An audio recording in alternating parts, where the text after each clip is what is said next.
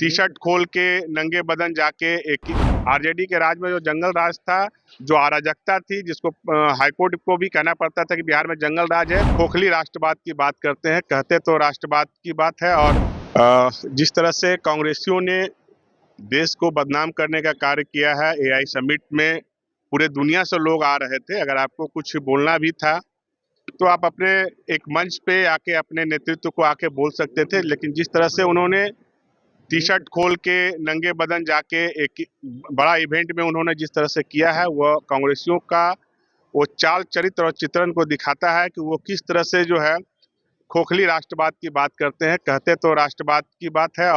और जहां भी राष्ट्र सम्मान की बात आती है, कांग्रेस वहां पे सबसे पहले राष्ट्र का विरोध करते हैं, राष्ट्र के अच्छे नीतियों का विरोध करते हैं। कहीं भी कोई समिट होता है तो वह किसी पार्टी का नहीं होता, वह देश का समिट होता है, देश का रिप्रेजेंटेशन होता है।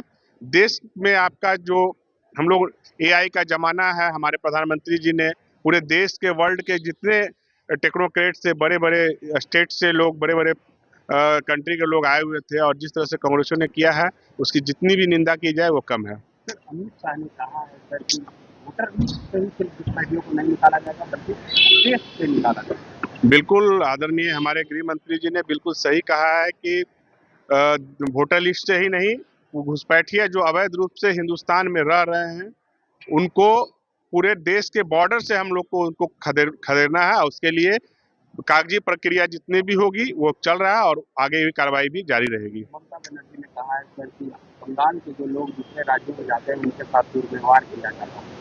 ऐसा नहीं है।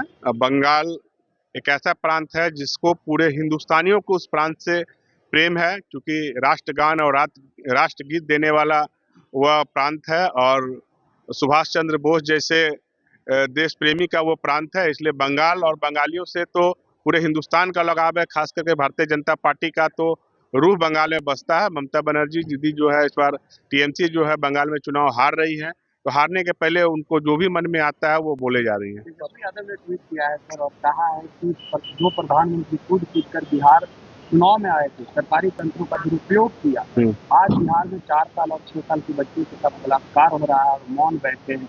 बलात्कार राज बिहार में। देखिए, हमारी भारतीय जनता पार्टी और एनडीए की सरकार कभी भी लॉ एंड ऑर्डर के साथ समझौता नहीं करती है और आगे भी नहीं करेगी। जो भी अपराधी या अपराध करेंगे उनको जेल के सलाखों के पीछे जाना पड़ेगा।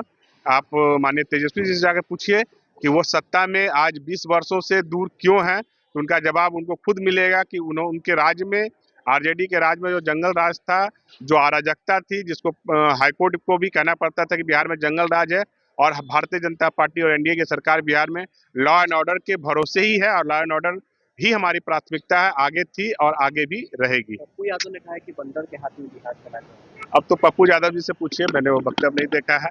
अब वो बंदर कौन है, हाथी कौन है, वो तो पप्पू यादव जी बताएंगे। सर, एआई समिट के दौरान जिस तरीके से कांग्रेस ने हंगामा किया है, उस पर अखिलेश यादव ने कहा है कि इससे देश की बदनाम है।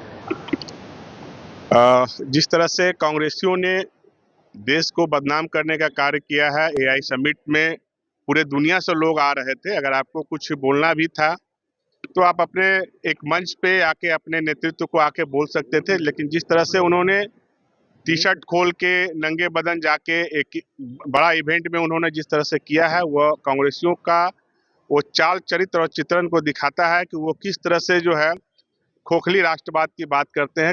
आपके राज्य की खबरें, आपके शहर की खबरें सबसे पहले जानने के लिए देखते रहें अमर उजाला। चैनल को सब्सक्राइब जरूर कर लें और पाएं हर अपडेट।